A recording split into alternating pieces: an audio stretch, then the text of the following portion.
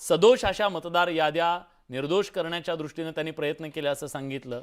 मग महाराष्ट्रामध्ये सुद्धा निवडणुका आहेत, त्या आधी डबलिंगचे जे आहेत अशा अनेक शंका आहेत, त्या शंकांचं निरसन करण्यासाठी काय प्रॉब्लेम आहे? तुम्हाला वाटत नाही हे बाकीचे सगळे राजकीय पक्ष म्हणतायत की आम्हाला या सगळ्यातनं पारदर्शक पाहिजे, तुमची अपेक्षा नाहीये का? खरं तर आजची भेट जी आहे ती मला वाटतं सामान्य भेट नव्हती, कारण एवढे मोठे सर्व राजकारणी एकत्र येऊन आजची ही भेट सामान्य नव्हती, तर मला असं वाटतं की ही येणाऱ्या निवडणुकीच्या पराभवाची कबुलीच होती। कारण आपण जर पाहिलं की आत्तापर्यंत माननीय राज ठाकरे असतील किंवा माननीय शरद पवार साहेब असतील, एकमेकांवर टीका करणारे सर्वजण एकत्र येतात। म्हणजे असं म्हटलं जातं ना की एखादा दिवा ज्यावेळेस फडफडतो, कशासाठी फडफडतो, तो विझण्यासाठी फडफडत करत असतो। आणि सर्वसामान्य जनता अत्यंत सुज्ञ आहे। भारतीय जनता पार्टी आणि महायुतीनं आत्तापर्यंत जे काम केलंय, भारतीय जनता पार्टी आणि महायुतीनं जे काम केलंय त्या कामावर विश्वास आहे। आपण जर मागची लोकसभेची निवडणूक पाहिली, असाच प्रयोग, ज्याला आपण नेरेटिव्ह असं म्हणतो, असाच प्रयोग या काँग्रेस आणि त्यांच्या आघाडी सरकारनं त्यावेळेस केला। आणि त्याच्यामध्ये संविधान बदलणार, संविधान बदलणार, संविधान बदलणार, म्हणजे डॉक्टर बाबासाहेब आंबेडकरांचं संविधानही खोटं ठरवण्याचं काम याच पक्षांनी केलं होतं, पण तिथेही काही घडलं नाही।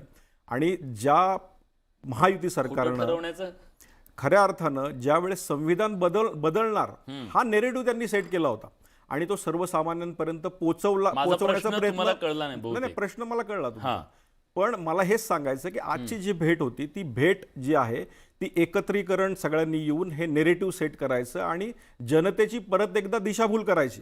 मला एक सांगा की आज आपण सगळे एकत्र आलात आणि त्या ठिकाणी नाहीये तुमचं म्हणणं, नाही कुणाला पटणारच नाही ना, कसं पटेल, त्यांचंही म्हणणं मला पटत नाहीये।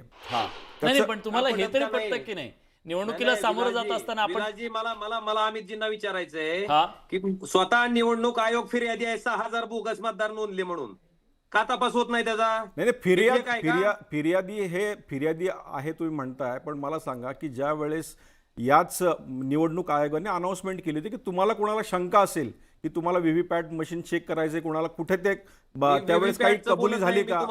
ज्यावेळेस सर्वोच्च न्यायालयाची 6000 मतदाराची नोंदणी झाली, याच्या बाबतीत स्वतः मुख्य निवडणूक निर्णय अधिकारी जे आहेत तुळजापूर विधानसभा मतदारसंघाचे, त्यांनी फिर्याद दिली आहे, त्यांनी पुरावे दिलेत, कुठल्या मोबाईल नंबरवर ती बोगस मतदाराची नोंदणी झाली, कुठल्या कॉलेजेसचे मुलं आहेत ते दिलंय, का तपास होत नाही? हा तपास झाला तर लक्षात येईल ना कोण कशा पद्धतीने त्या ठिकाणी बोगस मतदाराची नोंदणी करते हे लक्षात येईल। यंत्रणा जी आहे महाराष्ट्रातली असो किंवा केंद्रातली असो, स्वायत्त यंत्रणा, मला तुम्हाला विचारायचं 1 वर्षापासून का तपास होत नाही? स्वायत्त यंत्रणा जर चांगली काम करत नसेल तर आपण सगळ्यांनी मिळून त्याच्याबद्दल बोललं पाहिजे की नाही? 100% बोललं पाहिजे, पण माझा मुद्दा हा आहे की आज बोलत असताना मला एक प्रश्न सर्वच हे जे सगळे पक्ष एकत्र आले त्यांना विचारायचा आहे की याच्या आधी आपण का नाही बोललात? इलेक्शन आलं म्हणून सगळ्यांनी एकत्र यायचं आणि चुकीच्या पद्धतीने आधीच बोलतायत ना, इलेक्शनला झालं गेलं गंगेला मिळालं, ते मागचं काय ते झालं गेलं गंगेला मिळालं, आता इलेक्शन बद्दलच बोलताय। हा अभ्यंकर सर, एक कमेंट सगळ्यांची। हा एवढाच प्रश्न द्यायचा आहे की पहिल्यांदा कोणी का बोलत नाहीये, तर सर्वात महत्वाचं 2019ला राजसाहेबांनी याच्या विरोधात आवाज उठवला होता, दिल्लीपर्यंत गेले होते, हे त्यांना कदाचित माहीत नसावं, सगळ्यांच्या भेटीगाठी घेतल्या होत्या। आणि दुसरं, एकमेकांवर टीका केली आणि आता एकत्र आहेत, हे अत्यंत हास्यास्पद गोरखेशी बोलतायत। कारण मला वाटतं मी कोणाबरोबर संसार करणार नाही, लग्न नाही, काही नाही असं करून राष्ट्रवादीच्या लोकांना आपण बरोबर घेतलेलं आहे। आमचा इकडे जीव घुटमळतो सांगून तुम्ही शिंदे सेनेला बरोबर घेतलेलं आहे। आणि महत्वाचं असं आहे, आम्ही प्रश्न आयोगाला विचारलेत, आम्ही पारदर्शक मार्गाने निवडणूक मागतोय, तर ह्याचा आणि पराभवाची लक्षण असण्याचा हा कुठून तुम्ही अर्थार्थी जोडणी करताय हे कोणाला समजूच शकत नाही। बरं मिरच्या तुम्हाला का झोमतायत? प्रश्न निवडणूक आयोगाला विचारलाय, उत्तर त्यांनी द्यावीत किंवा त्यांनी सांगावं। आमचा मिरच्या झोमण्याचा लक्षात घ्या अभ्यंकर प्रश्न येतच नाही, मिरच्या झोमण्याचा प्रश्नच येत नाही। प्रश्न इथं हा सरळ इथं आहे, प्रश्न हा सरळ आहे। मला तुमचे प्रश्न अगदी जे बडे साहेब सांगतात तेही मला मान्य आहे, परंतु माझा प्रश्न हा आहे की आता सगळ्यांना माहिती निवडणुकीचे पडघम वाजतायत, निवडणुकीचे पडघम वाजत असताना आपण वेळात वेळ काढून इथे एकत्र येणं, मला हे सांगायचं आहे। नाही मला सांगा, त्यांनी एकत्र येणं म्हणजे काय? त्यांना ह्या निवडणुका तुम्ही- पारदर्शक व्हाव्यात तुम्ही याच्यासाठी सत्तेकरता त्यांनी एकत्र दाद आलात, मागणं सत्तेकरता पक्ष चुकीचं काय बोलले. याच्यामध्ये? आम्ही- दाद मागणं आम्ही चुकीचंच लोकशाही नाहीये. मार्गाने मतदान 100% घेण्याकरता दाद एकत्र मागणं येतोय. चुकीचं नाहीये, हा. पण अशा प्रकारे एकत्र येऊन एखादा नेरेटिव्ह सेट करणं आज लोकांना narrative set झाला? या माध्यमातून Narrative लोकांना काय set फोडून काढा ना त्यांचा सातत्यानं narrative. सातत्यानं फोडून निघणारच आहे. लोक आज सुज्ञ आहेत, लक्षात घ्या. लोक अत्यंत सुज्ञ आहेत. कुठली नाव एक एक जण एक एक जण बोला. बोलूया. मतदार जर नोंदणी गेली, एक एक जण बोलूया. तुम्हाला चालेल का ते? माझं आपल्याला आव्हान आहे, माझं आपल्याला आव्हान आहे की आम्ही जे दाखवतोय, ओमराजे जे सांगतायत ते खोटं पाडून दाखवा. आम्ही सांगतोय दुबार मतदान, बोगस नावं आहेत, हे आपण खोटं पाडून दाखवा. हे बघा, नुसतं खोटं येऊन पाडणं पराभवाची आणि लक्षणं सांगू जसं नका. ओमराजे म्हणाले की आज कोर्टामध्ये किंवा त्या निवडणूक आयोगाच्या त्या समितीमध्ये हा करतोय काय? निर्णय होणार आहे. पण माझं मग आपल्याला निवडणूक आहे. सगळ्यांना आपल्याला सांगणं आहे की आज ज्या ज्या ठिकाणी निवडणुका झाल्या, ज्या ज्या ठिकाणी उमेदवार निवडून आलेत, ज्या ठिकाणी भारतीय जनता पार्टीचे महायुतीतले उमेदवार निवडून आलेत आणि ज्या ठिकाणी विरोधातले म्हणजे उभाटाचे असतील किंवा इतर असतील, मग ते निवडून आलेले फक्त ओमराजे निंबाळकरच का बोलतात, इतर का शांत आहेत? मला हे सांगणं आहे त्याचं की ज्या analysis तुम्ही पद्धतीने करू लक्षात नका घ्या, ना. ज्या विषय पद्धतीनं पारदर्शकपणे काँग्रेस मतदान होण्याचा आहे. narrative set करते, मतदानात ठीक आहे. पारदर्शक सरळ प्रक्रिया हा होण्याचा आहे. narrative हा माझा आरोप त्याच्याशी आहे. हा का नाही बोलला, तो का नाही Narrative बोलला? तुम्ही म्हणताय. पराभवाची मला माने निवडणूक सरांना करताय का? मी थोडंसं सगळ्यांना थांबवतोय. मी थोडंसं थांबवतो. आपण थोडं राजकीय याच्यावरती विश्लेषण मला जाणून घ्यायचंय. तटस्थ विश्लेषण मला माने सरांकडून नेहमी मिळत असतं. माने सर, या सगळ्याला केवळ एक राजकीय आरोप म्हणून पाहावं की या देशातल्या लोकशाहीवरचं भलं मोठं प्रश्नचिन्ह म्हणून पाहावं? निवडणूक आयोगाची आत्ताची जी भूमिका आहे ती भूमिका सामान्य माणसाला, राजकीय पक्ष सोडून द्या, त्यांचं समाधान कधीच होणार नाही, ते राजकारण करतील वगैरे, सामान्य माणसाला पटेल अशी भूमिका आहे का? लोकशाहीवरचं भलं मोठं प्रश्नचिन्ह असं थेट म्हणजे ते जरा थोडं अधिक होईल. हा विषय जो आहे तो निवडणूक आयोगाच्या विश्वासार्हतेचा आहे. निवडणूक आयोग ही जसं आता उल्लेख केला जातो वारंवार, तसं ती घटनात्मक संस्था आहे, ती कॉन्स्टिट्युशनल बॉडी आहे आणि त्याचबरोबर ती ऑटोनॉमस आहे, ती स्वायत्त आहे. ती राजकीय पक्षांच्या जे काही पक्षांच्या ज्या भूमिका असतील त्या राजकीय अभिनिवेश याच्यापासून वेगळं जाऊन त्यांनी ही मतदानाची प्रक्रिया अगदी तटस्थपणे, निस्पृहपणे पार पाडावी अशी निवडणूक आयोगाकडून अपेक्षा आहे.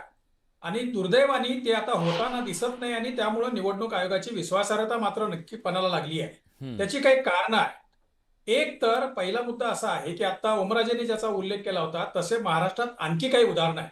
त्याच्यामधलं राजुऱ्याचं उदाहरण स्वतः राहुल गांधींनी काढलं आळंदच्या बरोबर, जिथे राजुऱ्यामध्ये याच पद्धतीनं निवडणूक आयोगाने दाखल केलेली ती तक्रार आहे निवडणूक आयोगाच्या अधिकाऱ्याने, म्हणजे रिटर्निंग ऑफिसरनी, की अशाच पद्धतीनं मतं तिथं ज्या पद्धतीनं वगळली गेली वगैरे अशा स्वरूपाचा किंवा वाढवली गेली. असे अनेक ठिकाणी राज्यात अन्य ठिकाणी पण आहे. आणि मग साधारणपणे सामान्य मतदारांची अपेक्षा अशी आहे की ही जी निवडणूक यादी आहे तिच्यामध्ये जे काही दोष आहेत ते दोष आहे त्याच्याबद्दल आक्षेप नाहीये, परंतु पुढच्या निवडणुकीपर्यंत ते दोष दूर करायला पाहिजेत ना प्रामाणिकपणे.